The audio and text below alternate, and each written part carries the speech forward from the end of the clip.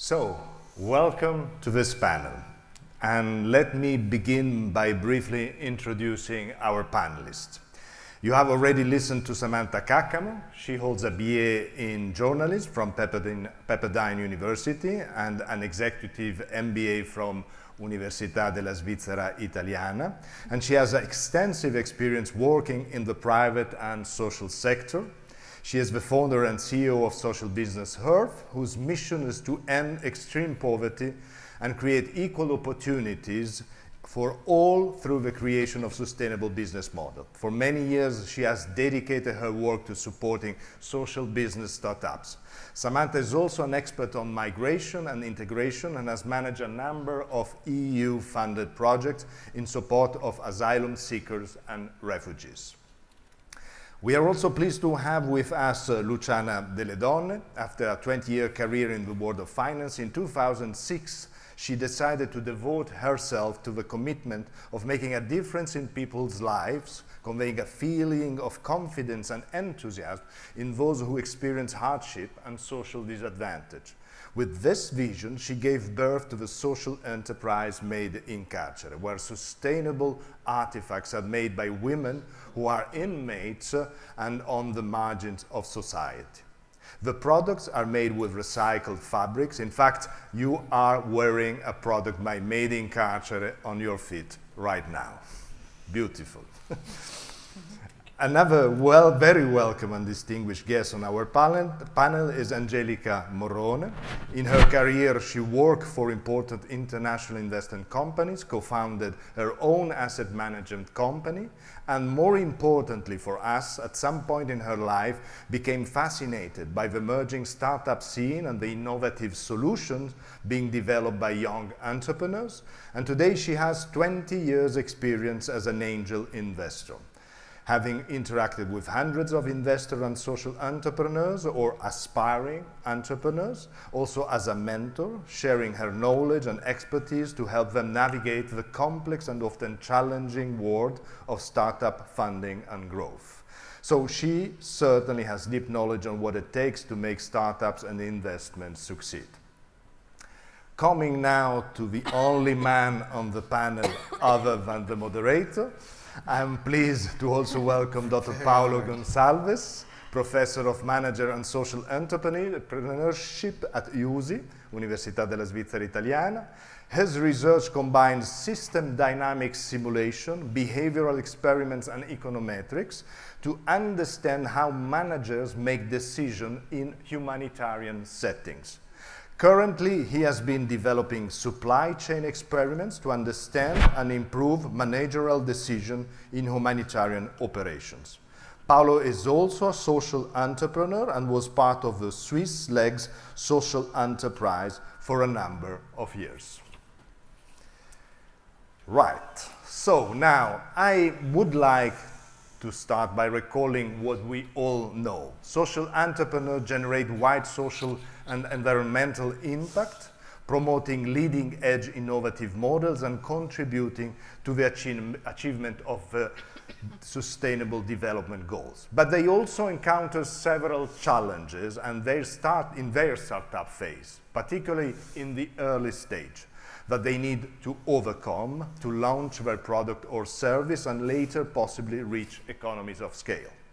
Of course, some of the challenges are more contextual, for example, related to a specific region where the startup is located and initially operates, and others are more universal in nature.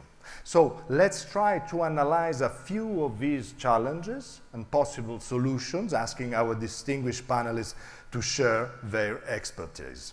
And maybe it is a good idea to start with the more general challenges. I think that an important one is the lack of business strategy that startups often have, which is also linked with a subsequent difficulty in accessing funds. In addition, not all social enterprises measure their social impact, and this also affects their long-term sustainability. So let's start an initial round of reflections on this aspect. Samantha, maybe do you want to start with that? Absolutely, thank you, Massimiliano. Yes, definitely business strategy is one of the main challenges for some social enterprises who are often lacking business strategy, and this leads oftentimes to non-competitive products. So they tend to maybe start focusing largely on the social needs and not enough on the development of the actual product or service that they offer. And this, of course, also hinders the development of a competitive advantage. And let's not forget that social businesses must compete with commercial enterprises. So they have to have strategic thinking. They have to have the ability to develop and maintain a vision, a mental model for the overall business. Key relationships must be nurtured with the stakeholders. They need to understand the context, how the performance works. They need to formulate an integrated plan to guide them through their actions, and also to understand functional policies to achieve their objectives. And of course, they have to be able to anticipate challenges that will come towards them, towards their enterprise. They need to somehow foresee them before they actually hit their social business. So this is very challenging, and they need to understand the changes that their social business makes, both internally and externally. So in addition, another issue that often we see in social enterprises is the fact that they start without any business background. So they entirely, out of their goodwill, out of their good intentions, they want to solve a problem, or social or environmental, and they have no management expertise. They have not studied business. So this is very important. I am one of them. Because when I started Social Business Earth, I had a BA in communications and journalism, and I started it because I really wanted to empower social entrepreneurs. But then I said, okay, I better go back to school. And so I did. And I got my executive MBA at USI, and Paulo was actually teaching statistics to me. So sometimes the poor strategy argument can lead to the challenge of fundraising. So the literature tells us that facing financial challenges might actually be the result of facing a strategy deficiency, not a financial deficiency. So it's important to ensure that in the team there is, of course, a creative mind, but there's also someone who is able to manage the business. With regards to measuring impact, this is fundamental both for the enterprise itself, so internally, and in its engagement with external stakeholders, including investors. So it's important to validate the theory of change, which is essentially answering these questions: who will be impacted, how, and over what period of time. So of course you need to include measurements, you need to have indicators to measure the outcomes, and verify this theory. There are actually 3 dimensions to impact that I would like to mention. One is breadth, one is depth, and the other is durability. Breadth is measured in terms of the sheer number or the percentage of customers or beneficiaries. Then there's depth, which is measured in terms of the magnitude of the impact on each customer or beneficiary. So this could be like, for example, the increase in income of beneficiaries, or how the social business improves the health of the beneficiaries, how it improves the literacy of the beneficiaries, or a different measure which is appropriate to the nature of the intervention. And then, of course, there is durability, which has to do whether the change is going to be long-lasting or not.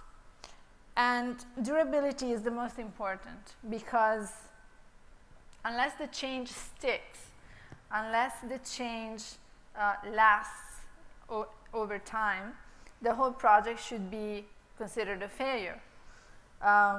Ensuring durability requires that a social enterprise monitor impact over several months or more, and then ensure that the improvement is actually sustained. So oftentimes, the social enterprises focus on breadth, on the numbers, how many people am I reaching, how many beneficiaries in the communities, and so on. But this is an oversight, and it's detrimental to their social mission. So the social enterprise should always choose investors who share their goals, who are interested in their long-term impact. So that's it for me. Thank you. Thank you for this very comprehensive answer. Thank you.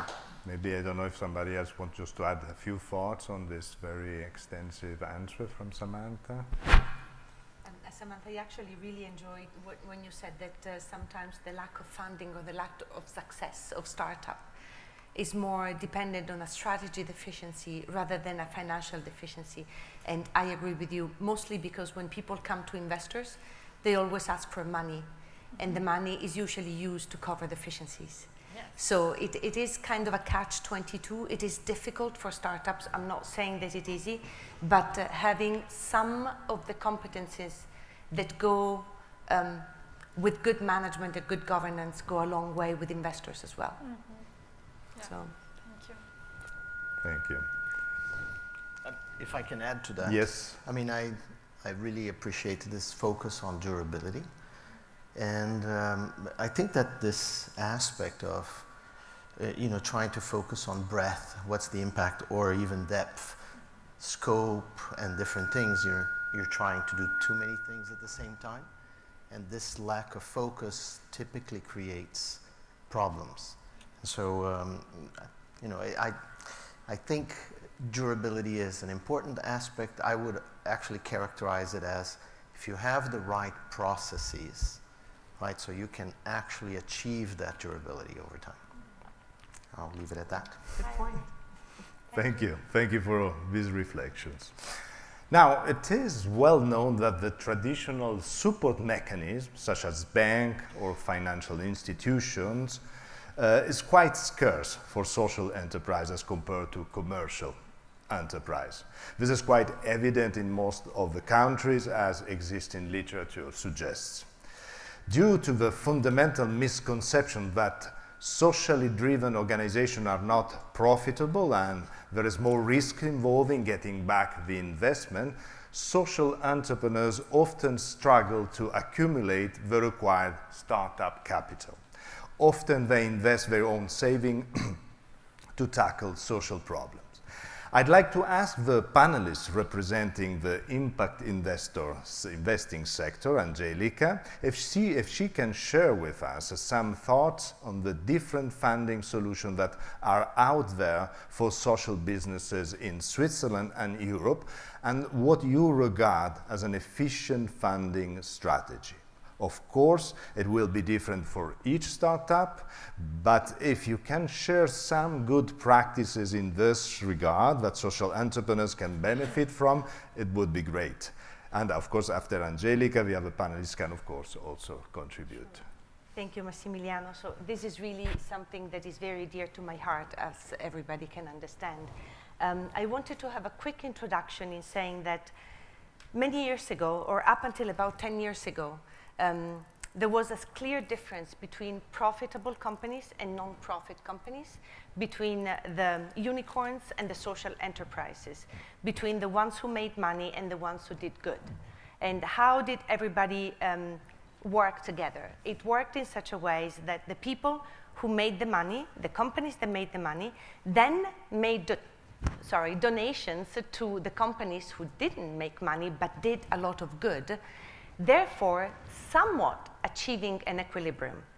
It was a fickle and fake equilibrium, and we have now learned that that is no longer the case. We are having the largest shift in generational approach to investing that we've ever seen in our lives. As compared to generation, I'm not talking about boomers because I don't see any boomers here. So we go straight to Generation Z. Generation X, are considered the old way of doing things. But the millennials and Generation Z want to see things in a different way. They want to invest alongside their values. And they want to know that whatever they're investing also makes money. Otherwise, it wouldn't be an investment, it would be a donation. So what happens? It happened that until now, as Samantha correctly pointed out, most of the managerial competencies were reserved to profitable and profit organizations. Most of the fundraising strategies and the value-driven or the impact projects were left with non-profit. But both of them were lacking something incredibly important. So the shift that is happening now is actually bringing a mix of the two. So as we were saying, and as Paulo really pointed out with the processes, is we need managerial skills, we need good governance, we need good competencies, good financial expertise in every single project, be it profit or non-profit. I am wearing now I'm sure you've experienced that. I'm wearing now my investor hat because I really see that there is a lot of capital out there. There is capital that wants to be employed, but the people are very scared. Because remember, and I am now speaking to the enterprises, that when you're pitching for your idea, you're pitching your vision, you're pitching your values, you're pitching everything that can go well. The investor is thinking risk, risk, risk. How fast will it fail? Will it make it or not? So one of the things that is most difficult when you're going to go fundraising, and Massimiliano, I have to say that fundraising is tough for everybody. Even if you're Elon Musk, I think you're having a tough time fundraising. It is so much more difficult if you are a social enterprise, of course. So you have to learn the language of investor. You have to know what are the different tools and the different instruments available for all the companies out there, and try to pitch to those resources, not going straight to the venture capitalist because it's cool, because everybody is going to the VCs nowadays, but there are other things to do. So to go closer to the point of the question, which, as I said, is a very important one, we have always had equity, we've always had debt, and we've always had grants. These are the three pillars that are still there, and they're still very valuable for most companies. However, social enterprises at the very beginning profit from grants and from super patient capital. The super patient capital is the capital that is not in a rush to get out, to get a return after 5 years. It is the capital that can wait for the impact to actually be developed, sustained, achieved, and sustained. This capital is usually given by angel investors. Not all angel investors are the same. That's why I always encourage people who come to see me to study. Study the people you're going to see. Understand what moves them. Don't come to me pitching about a topic that is not of interest to me or to any of the other investors. But as you were saying, Massimiliano, strike that chord, because investors are moved from the heart, then they go through the mind and they look at the numbers and they decide with their gut. And this is how it goes. So if you can move investors, that is the first thing. Then you have to show them the capabilities of having the right numbers and being able to actually carry out an enterprise in a way that can achieve the impact that you want to achieve, and then you show durability. There are new and different ways of funding deserving enterprises. I'm sure most of you will have heard about blended finance. Blended finance is a relatively new concept. It has been around for a while. What do we mean when we say blend? We try to blend. We try to go, first we had philanthropy on one side, pure investment profit on the other, with a huge emptiness in the middle. Now we have a few bridges that link the two by stepping, like on stepping stones, on different ones. So venture philanthropy is one of them. So you may want to, as a social entrepreneur, you may want to go and speak with a venture philanthropist or a venture philanthropy organization, because they actually they donate money, but they follow the money. They ensure that there is accountability and help when help is needed. Then we have, as we were saying, the impact investing. We have blended finance. We've spoken a little bit about impact investing. I don't want to take all of the time, so we'll go straight into the blended finance. Blended finance blends the result with the impact. So for example, I have just subscribed a loan for an enterprise from Ticino, in fact. These are girls who needed some capital, not a lot, 40,000, and they did not want to give out equity, which I thought it was a great idea. Don't give out too much equity to people who you don't know. It's a little bit like your mother was saying, don't speak to strangers. Yeah, that's about it. But they really wanted to pay back the loan because it kept them accountable. So what I suggested is to do an impact-linked loan, whereby they have a series of goals that they need to achieve every 3 months. Every time they achieve a goal, the interest goes down. If they achieve all the goals, the loan is forgiven. So that is one way of doing it. It is a huge pain in the you-know-what to actually make it go through a board of directors or to have it accountable. You need to have somebody doing impact measurement, as we were saying, but there are new and different ways. Do not underestimate crowdfunding. Crowdfunding for social enterprises can be very powerful and can be a way to actually engage and be marketed while fundraising. So that's another way to do that. So at the end of the day, I'm afraid I don't have one answer that works for everything.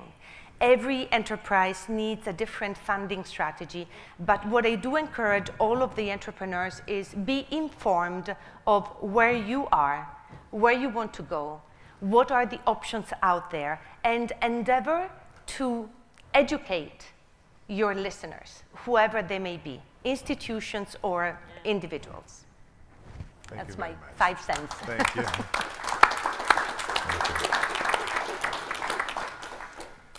A few more thoughts, or maybe we... If I may? Yeah. Yeah, so very nice to have like an overview of the landscape of funding opportunities, but to the point.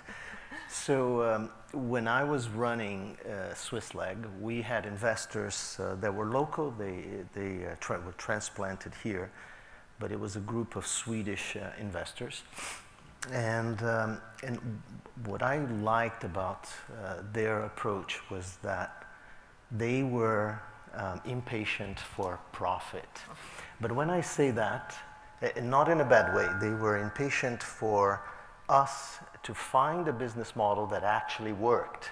So they were very patient for growth, and so they didn't worry about us growing so much, but they were impatient for us finding processes that actually worked and resulted into profit.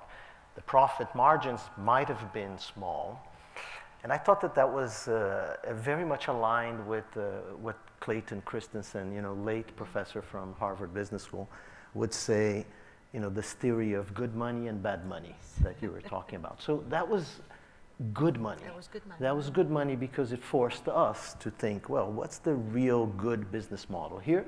And how do we find that mechanism that help us be durable? Yes. Thank you. Thank you very much. Thank you for this contribution. Very interesting. Okay, I would like to continue our discussion by observing that social entrepreneurs certainly aspire to create social value by addressing various social and environmental problems existing in the societies. This aspiration, however, is not separate from achieving financial sustainability, as we said, and economic independence. A social business must generate revenues at some point through its innovative business model in order to survive.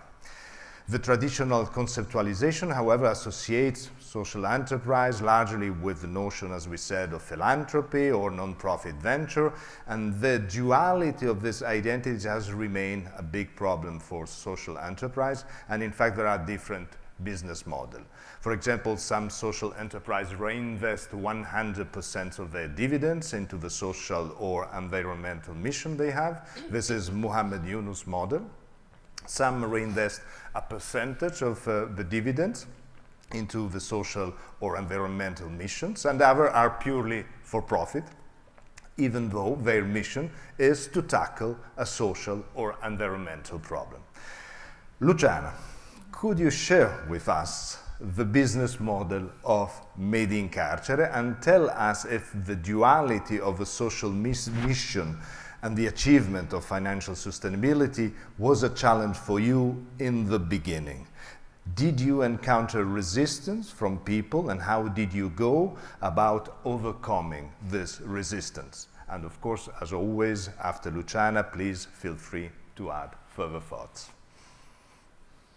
So I am this is my second life, because before I was a chief of innovation channel in bank. I made the first virtual bank in Italy, and now I'm ex-colleague, and now I decided to change my life to demonstrate that the elegance can go in prison in bad situation, in a situation of imagination and difficult for change the life of people. I should like in this situation to speak that it's possible to change profit and no profit. World of business and before business now is wealth, benessere.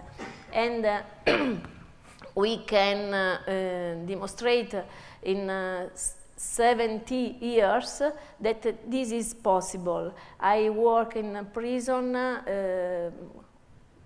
17 years, and people that work, female prisoners, use waste products and change her life, change her situation, not only for the prisoners, but I should like to change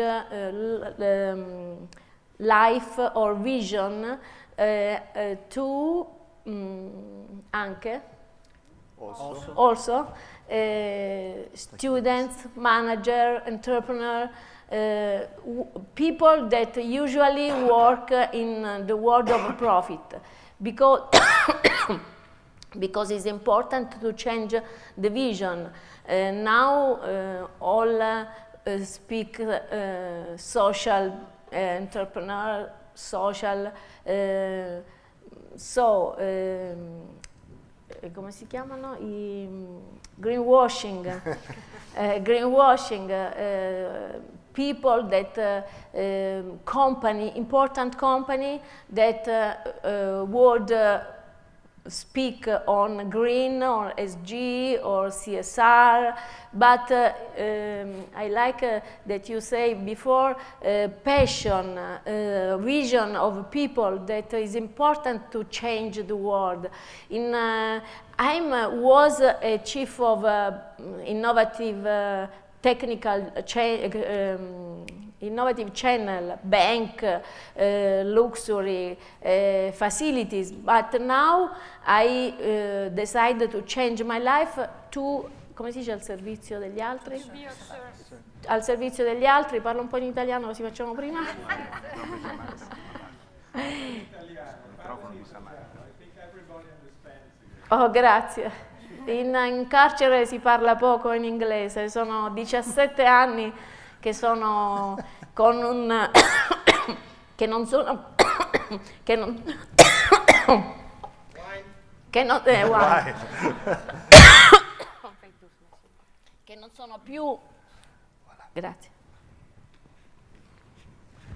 Sono 17 anni che non sono più nella gabbia dorata, nel mondo della finanza, quindi ho capito che essere al servizio degli altri fa bene a tutti, perché lavorare in carcere con prodotti, con tessuti di scarto, queste pantofole per esempio sono bellissime perché sono colorate, noi lavoriamo attraverso la bellezza e l'eleganza, dimostriamo che anche in questi luoghi di degrado possano entrare delle bellezze, delle situazioni di crescita per le persone che non hanno mai avuto questa opportunità. Paradossalmente chi lavora in carcere non torna più in carcere, quindi dal punto di vista finanziario ed economico il paese, la comunità risparmia circa 60.000 euro l'anno per ogni detenuto. Ne sono passate centinaia, centinaia e centinaia dalla nostra esperienza e quindi abbiamo avuto un abbattimento dei costi sia in termini di salute che in termini, perché la sanità costa, e sia in termini di recidiva, le persone non tornano più. Quindi sembrerebbe un ossimoro parlare di impresa e parlare di sociale. Impresa sociale spesso nel carcere è quasi impossibile, però questi progetti che sembrano ibridi, la forza sta nell'equilibrio del raggiungimento della bellezza dei prodotti affinché possano generare non profitto ma benessere e riuscire a pagare lo stipendio a queste persone che sono in stato di detenzione, perché attraverso lo stipendio, attraverso quindi una indipendenza economica, riescono a offrire ai familiari e soprattutto ai figli, perché il 90% sono tutte donne, riescono ad offrire un esempio di dignità e la costruzione di una nuova identità nei confronti dei figli che vanno a scuola, che comprano i libri, vanno all'università. Noi abbiamo figli di persone in stato di detenzione che grazie allo stipendio che loro percepiscono riescono a mantenere i figli fuori. Questo è un esempio di costruire dei valori sotto traccia attraverso un lavoro ufficiale che è quello di creare gadget personalizzati, perché è quello che noi facciamo.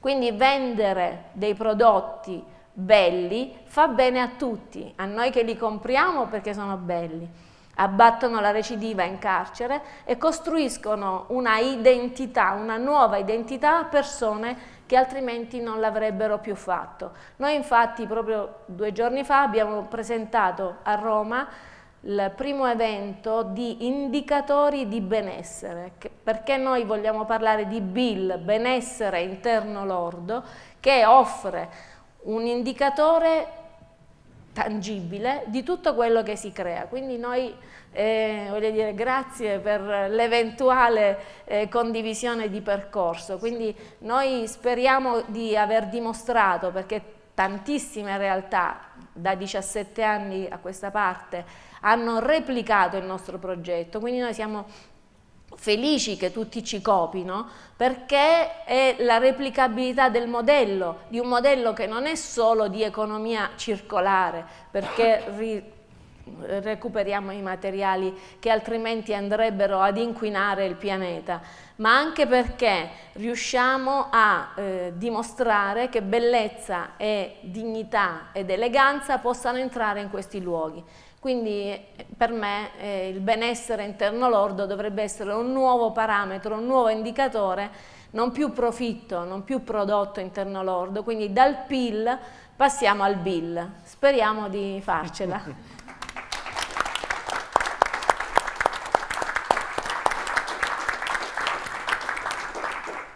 Grazie Luciana per la passione, thank you for the passion, for the sentimento. Yeah, it was very nice. So yes, I think after Luciana we can, after what she said, we can just go to another question. And to bring another theme on this roundtable discussion, we know that one of the main challenges involving most social businesses is that they often lack the ability to scale up. Perhaps the word ability is incorrect, and we should say that they lack the support and the infrastructure to scale up. Most of the time, a social enterprise starts with immense enthusiasm, as Luciana transmitted to us, to address a specific problem, but then the lack of support and structured policies affect the social enterprise to reach economies of scale and move to the next level. A common strategy for scaling is to add staff and grow the organization. This adds significant cost and effort and often allows for modest scaling.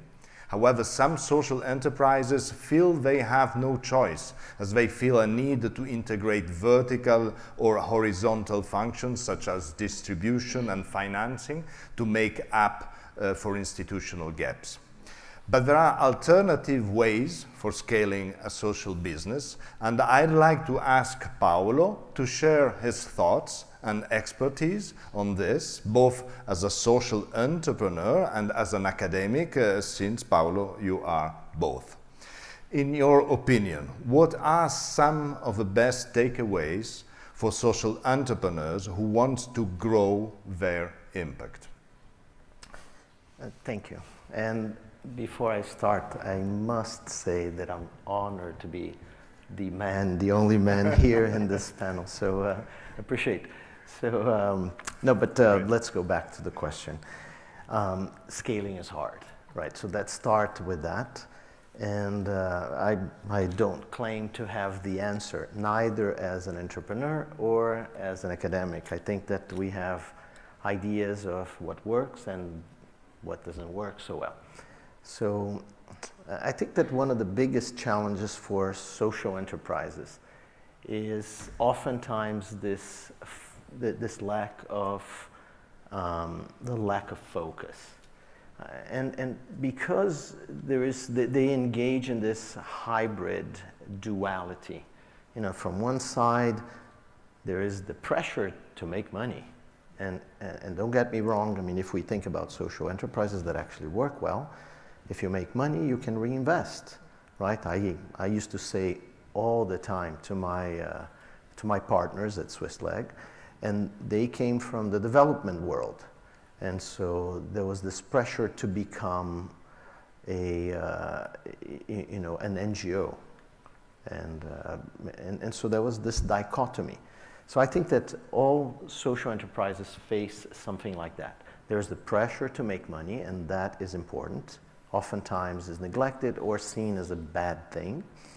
But there's also the pressure to have impact, to deliver something of impact. And oftentimes they are trying to cater to both sides, and they end up losing focus.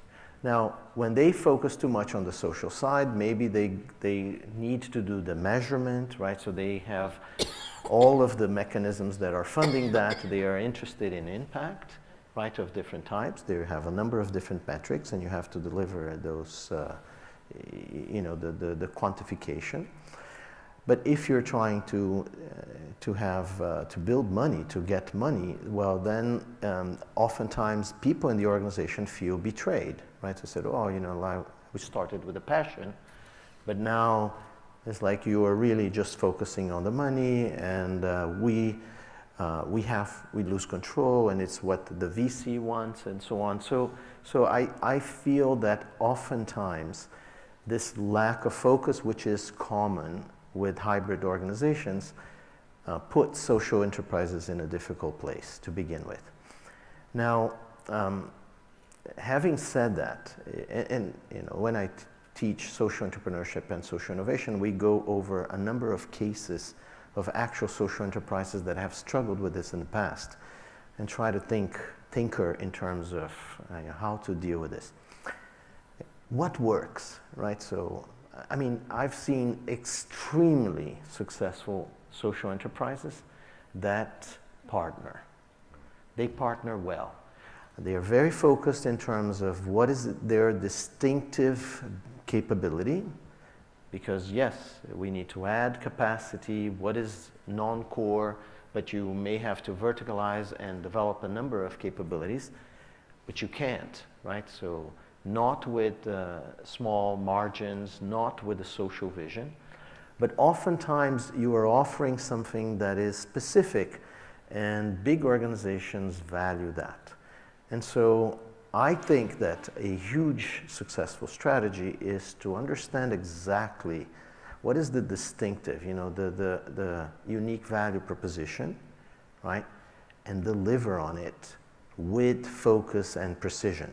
Now, the moment that the organization can do that, it is also the due diligence to find the partner organization that has scale, that can bring that dream to fruition. And it might be Meta, or it might be, you know, Alphabet, or it might be, I don't know, Nestle, but really, you know, stick with that goal. I find that oftentimes I don't see a lot of that, but the many organizations that I see that are very successful, they partner. So I don't know if it's only the only mechanism. I'd like to think in my next social enterprise I will do that and really try to find the capability. Let me just perhaps tell a little vignette. I had a good friend visiting for the weekend, and he is basically, is passionate about waste. And he's doing that in the energy sector. Now, they are the perhaps most successful, he is, you know, in the team of the most successful startup in the Netherlands that are doing carbon capturing and carbon. And so they have hundreds of millions in his Series A. He was telling me about projects that went from tens of millions to hundreds of millions. Now, this is someone that has a vast experience in his life in the energy sector, right? Started at Shell, went to I don't know, to different places in the Middle East, and then in Russia, and so on. So very traditional background, and then realized, okay, I really want to remove waste. And he partnered with all of the capabilities, right? So people that had innovation capability, that engineering capability, investment, and they have an amazing team. But now, these are people that, you know, they're not trying to build it on their own. They're really partnering also for skills to understand how to build a team that can deliver on the dream. I think it's, I mean, we have talked about having a passion, having ambition to dream good, but what I really liked, and I think maybe I will emphasize with what I said before, is this razor-sharp focus. He says, his organization, is about reducing waste. And they just go with that wherever it may lead, right? And they bring in the capability to deliver on that. So let me stop there. Mm-hmm. Thank you very much. I would like to add something. Thank you. Thank you for bringing the issue of focus here today. I call it the squirrel syndrome. Squirrels, those little animals, they cannot keep their attention for more than 2 seconds.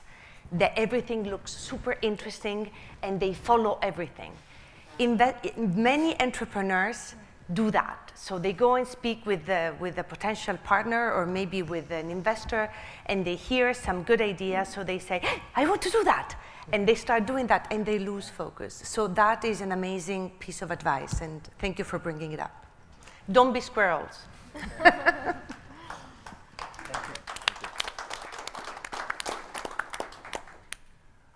All right, thank you very much. Very interesting.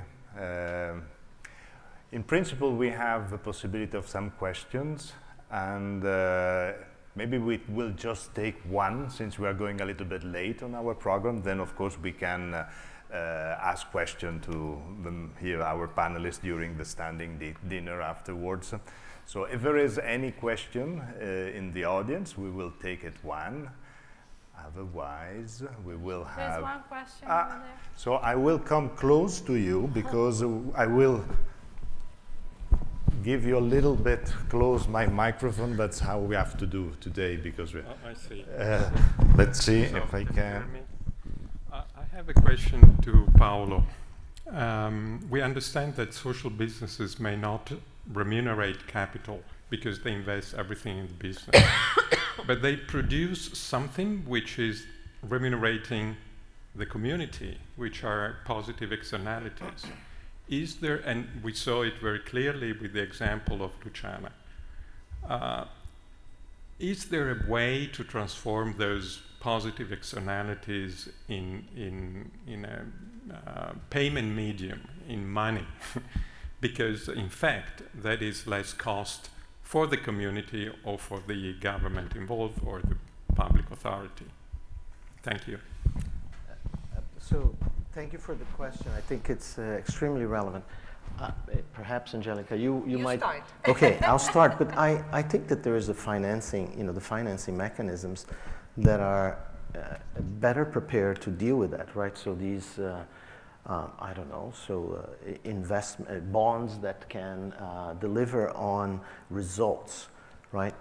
I think that first, this notion that social enterprises might actually fix the gap that is not fixed by government, that's I mean, it's nice to think about that, but I don't think it's realistic.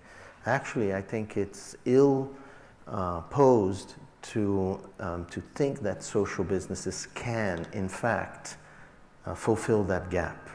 I think that they may show the way, and government can pick up, first understanding what are the possibilities, then putting its perhaps structure and governance and size to deliver the impact. Now, how can we translate that? I would say that once you recognize the benefit associated with, made in Carcere, for example, right? There are positive network externalities. It's a reinforcing mechanism. It generates savings for the community, not to mention all of the other benefits, right? So not only financial, but all of the benefits for the people involved, that this has value.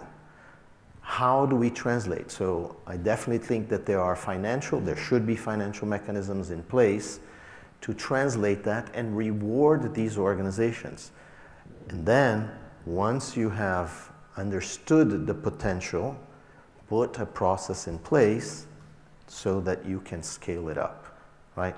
Not put the burden of solving the solution on entrepreneurs that are passionate and are wonderful people, but learn from them and then replicate, right, in scale. For example, for my project, it's important to including other people, other community. And we work in south of Italy, in Puglia, where there isn't money, never.